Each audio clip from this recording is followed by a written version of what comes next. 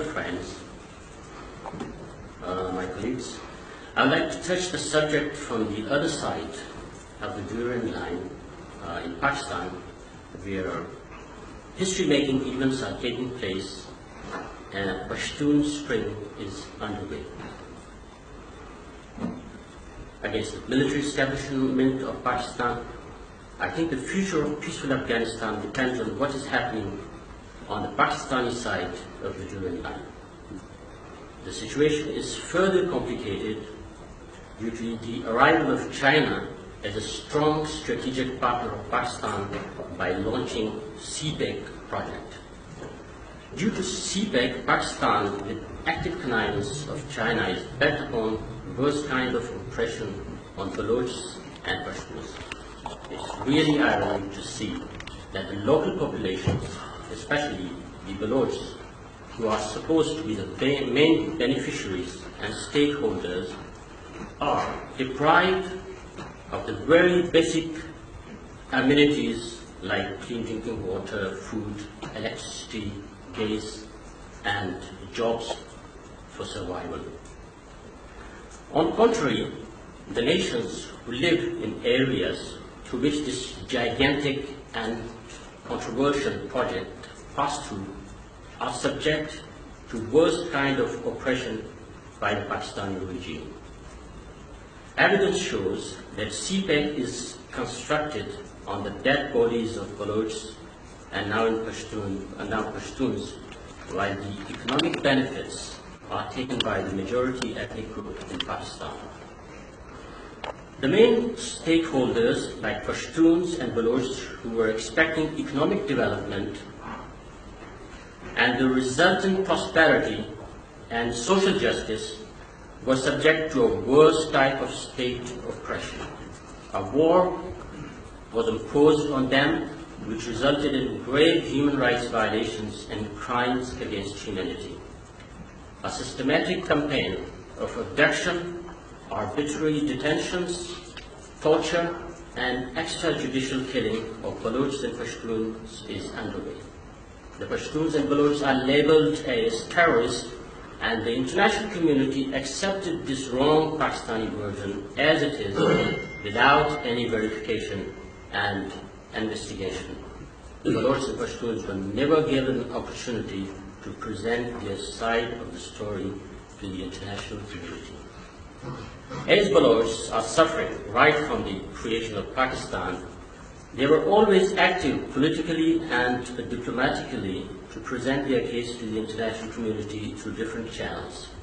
The Pashtuns have never been exposed to such high-scale state oppression, death, and racial profiling in the history of Pakistan. So they are in need of help from other oppressed nations like Balochs to master the art of politics and diplomacy. We all know about the state atrocities in Balochistan for quite a long time, as it is happening right from the inception of Pakistan. But the Pashtuns' phenomenon of state oppression is quite recent. So Pashtuns were in dilemma how to convince the world that they are not terrorists, rather they are victims of the state terrorism.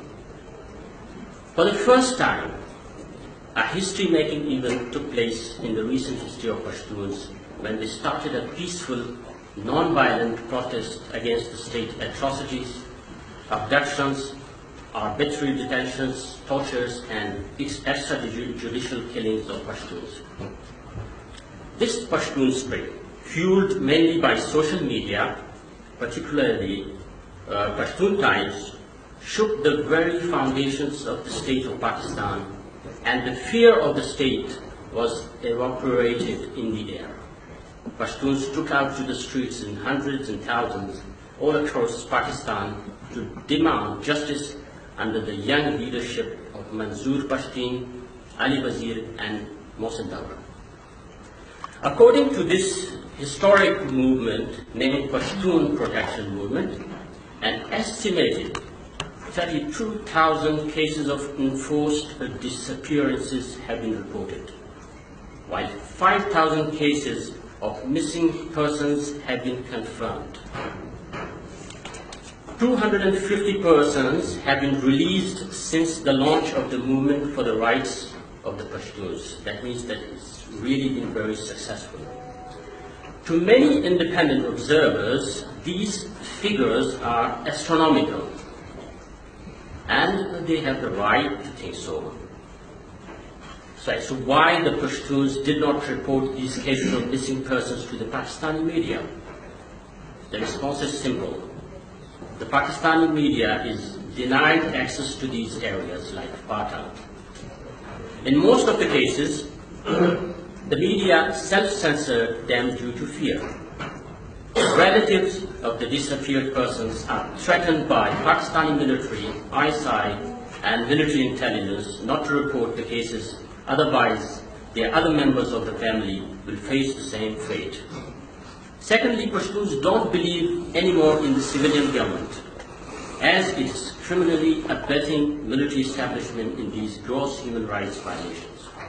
The most important factor leading to reporting of these cases of missing persons was the emergence of credible Pashtun young leadership whom the Pashtun trust now.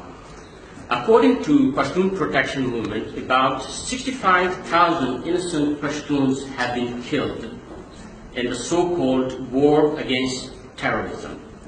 Not a single Taliban or Al-Qaeda leader was killed by Pakistani military in these operations.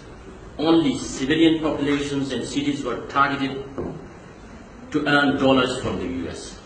According to a retired general, Mr. Qamar Suleiman, who headed the Pakistan Air Force operations, 11,600 bombs were dropped on Fata in 2008 only. We want to know as to who was the target of military jets like F-16s, gunship helicopters, and artillery shells, if the Taliban's leadership and the Al-Qaeda leadership was not attacked in these attacks. These are important questions which need to be answered.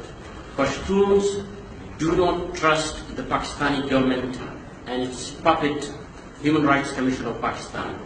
We request United Nations Committee or Working Group on Enforced Disappearances, Human Rights Watch, and Amnesty International to investigate the cases of missing persons, to exhort the government of Pakistan to stop these atrocities and bring the culprits to the justice.